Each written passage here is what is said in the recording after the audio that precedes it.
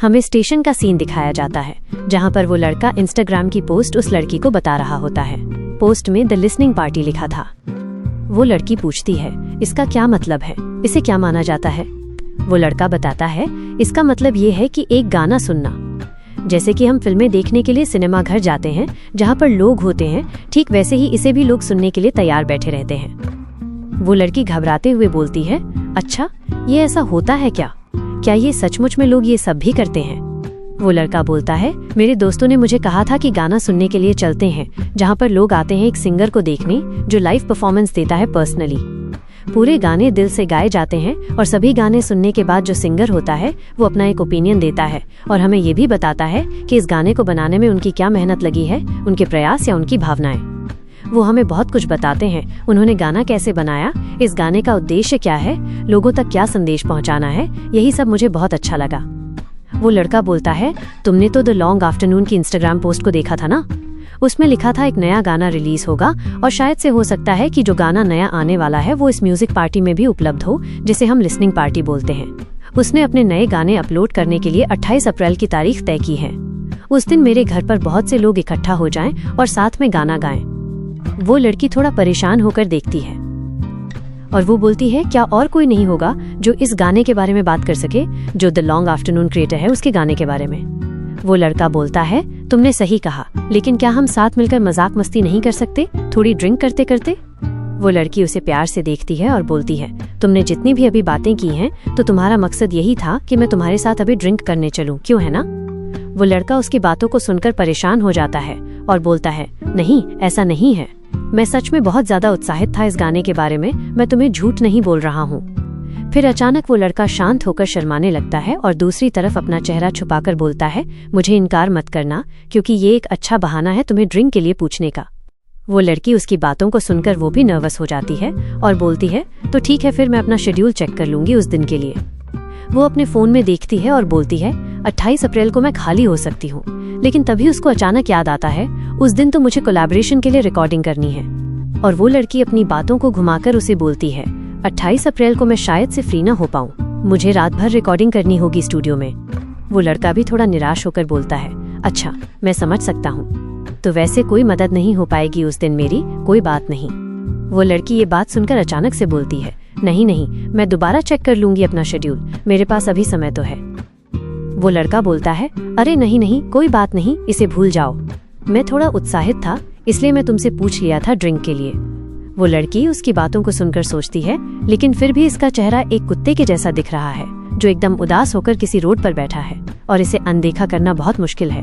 लेकिन मेरे पास भी तो समय नहीं है, मैं इसमें कैसे एडजस्ट करूंगी और मैनेज कैसे करूं?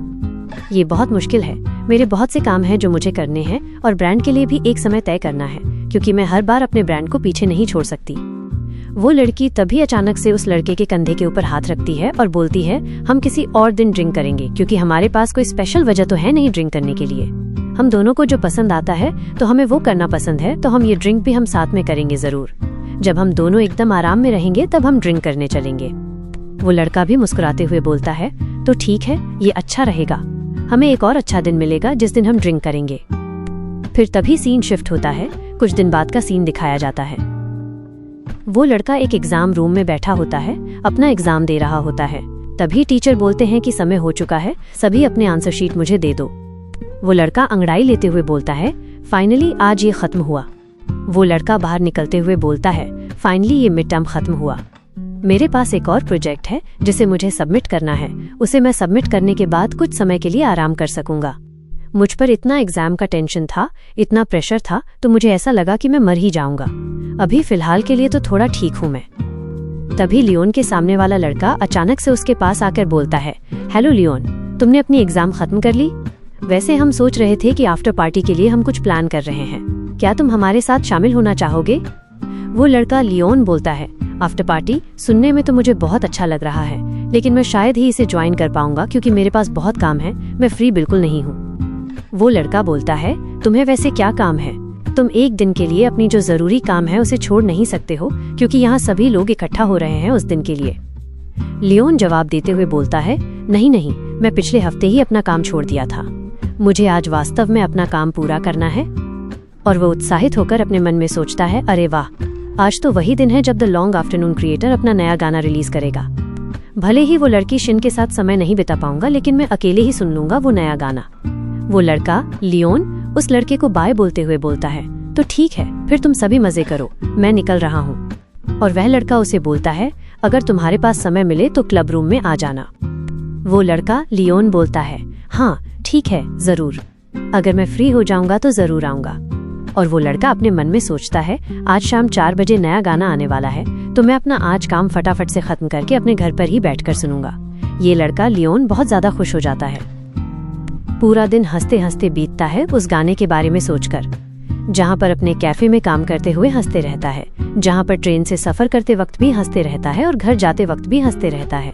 और घर जैसे पहुँचता है तभी वो अपने ही दरवाजे को जोर से लात मार के खोलता है और हंसते हुए एंट्री लेता है। दोस्तों, मुझे लगता है कि ये शायद पागल हो गया। मुझे इसे देखकर कुछ बच्चों की याद आ गई। जो बच्चे होते हैं बहुत ज्यादा उत्साहित हो जाते हैं छोटी छोटी चीजों में और सारा दिन हंसते हुए बिता देते हैं। वो लड़का सीधा जाकर सोफे पर बैठकर अपने फोन से वो नया सॉन्ग प्ले करने की कोशिश करता है। तभी उसके पेट से एक जोर से आवाज आती है और वो बोलता है, अरे यार, मेरे कैफे में मेरे बॉस ने मुझे स्नैक्स तो दिए थे, लेकिन मुझे अभी भी भूख लग रही है।